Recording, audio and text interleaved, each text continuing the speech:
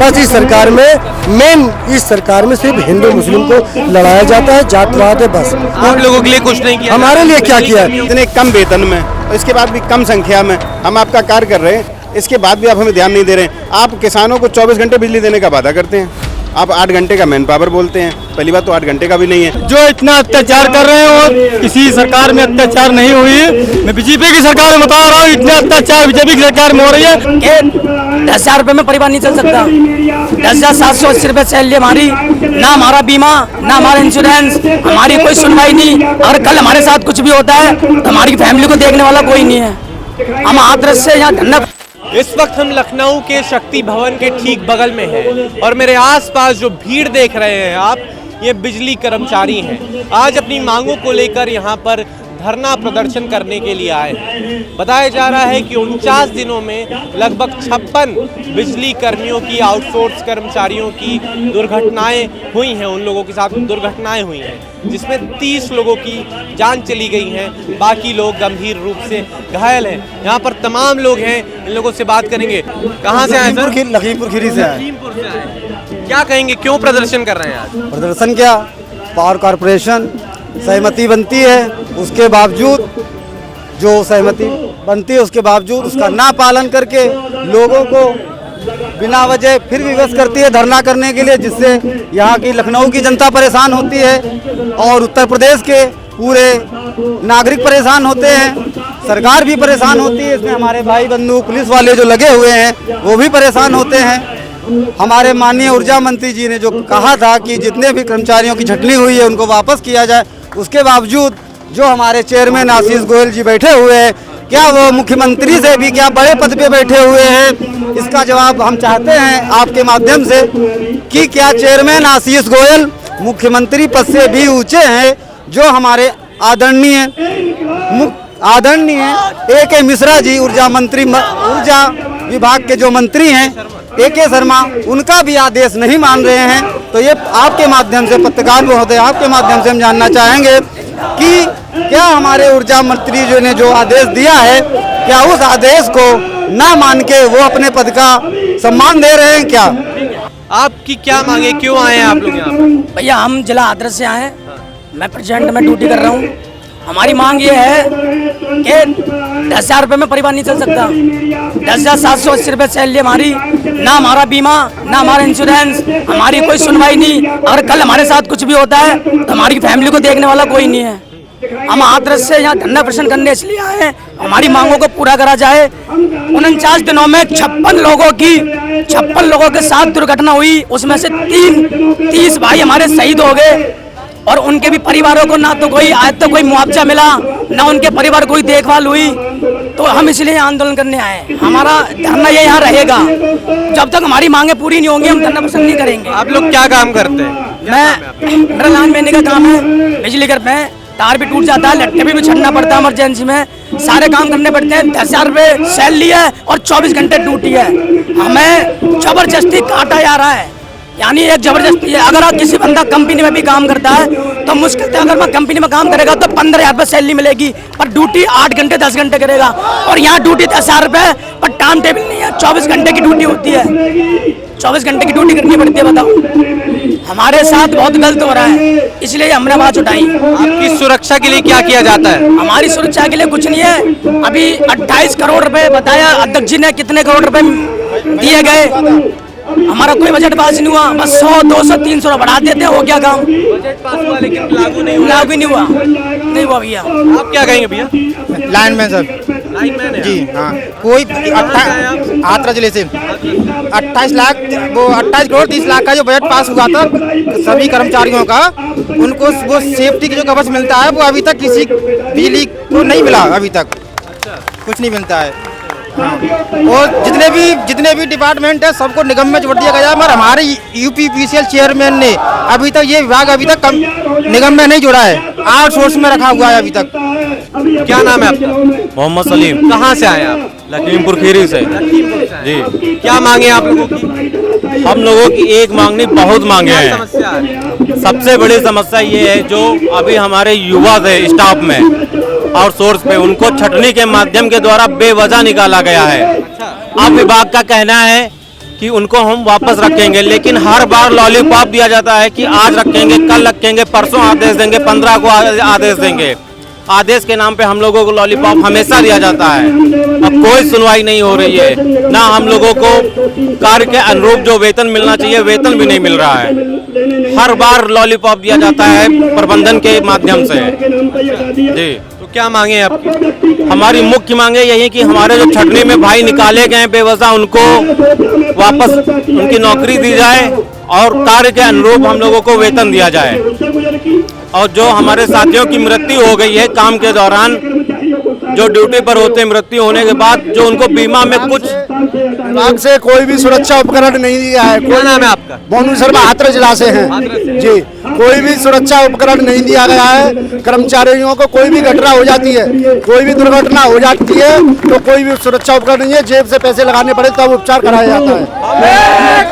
कोई भी सुरक्षा उपकरण कोई भी सुरक्षा उपकरण नहीं दिया जाता है।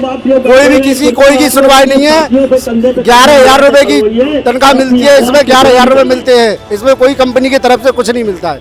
क्या मांगे आपकी? मांग यही है समान कार्य का समान वेतन और आउटसोर्स निगम में शामिल करना।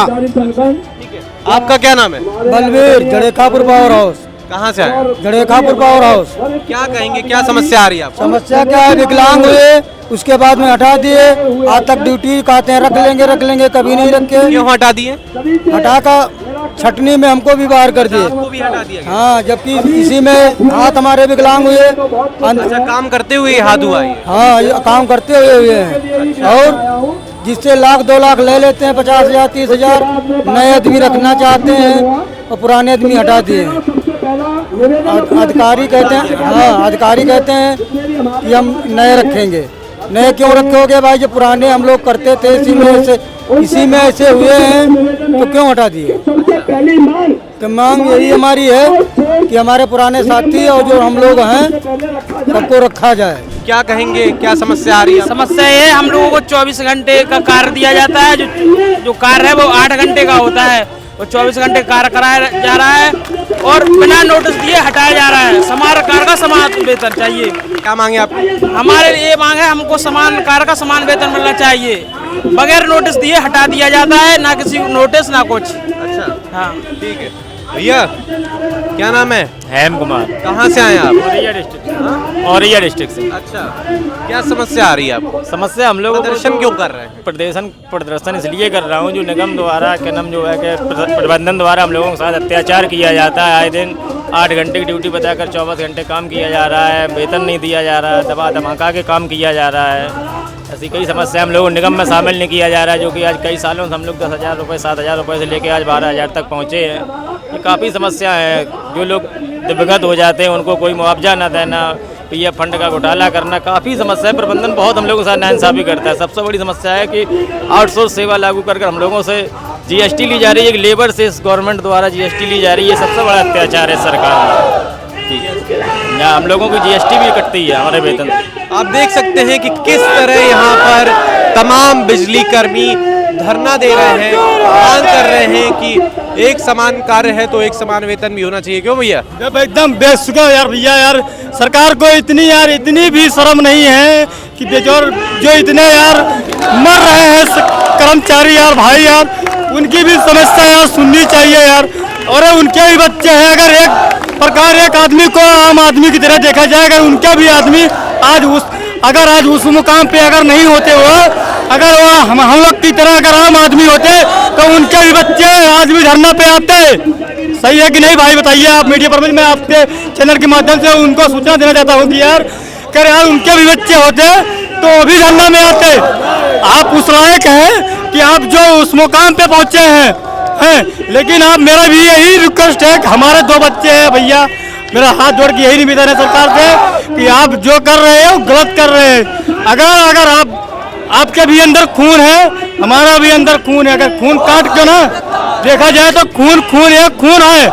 लेकिन मेरा यही कहना है, आप जो इतना अत्याचार कर रहे हैं और किसी सरकार में अत्याचार नहीं हुई। मैं बीजेपी की सरकार में बता रहा हूँ, इतना अत्याचार बीजेपी की सरकार में हो रही है, उतना अत्याचार किसी की सरकार में नहीं हो रही है। क्या मांग कर रहे हैं आप? मांग यही है भैया, हम लोग की आज 1 साल से बताओ छुट्टी हो गई है। बताओ ये तो 2 बच्चे कहाँ लेके जाएंगे यार। क्या नाम है भैया?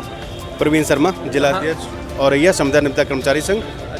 जी, क्या समस्या आ रही है आप लोगों को, क्यों प्रदर्शन कर रहे हैं यहाँ पर? समस्याएं तो बहुत सारी हैं। समस्याएं न बताते हुए सिर्फ मैं इतना बताना चाहता हूँ कि हमें प्रशासन एक बात का जवाब दे दे कि हमारे इनका जो रूल है, रूल में इनको एक कुशल 2 अकुशल, 1 फीडर पर 3 व्यक्ति होने चाहिए।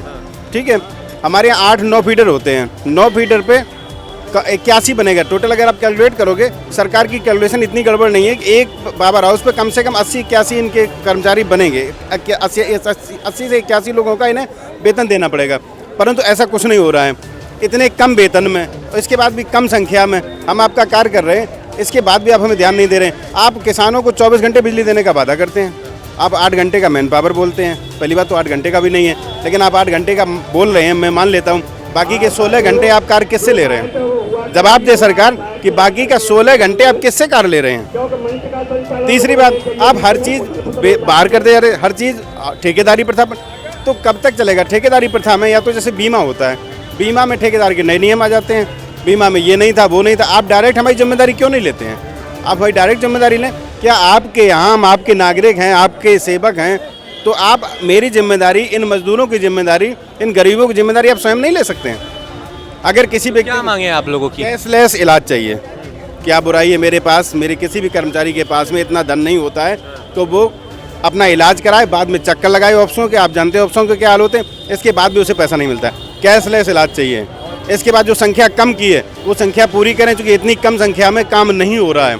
तीसरी बात, आप कहते हैं कि शटडाउन पेपर पे लिया जाए, पेपर पे शटडाउन लेंगे, कितनी देर लाइट बाधित रहती है, तो इसका भी कोई नियम निकाला जाए। मोबाइल खर्चा, पेट्रोल खर्चा दिया जाए हम लोगों को, मेरी संख्या पूरी की जाए।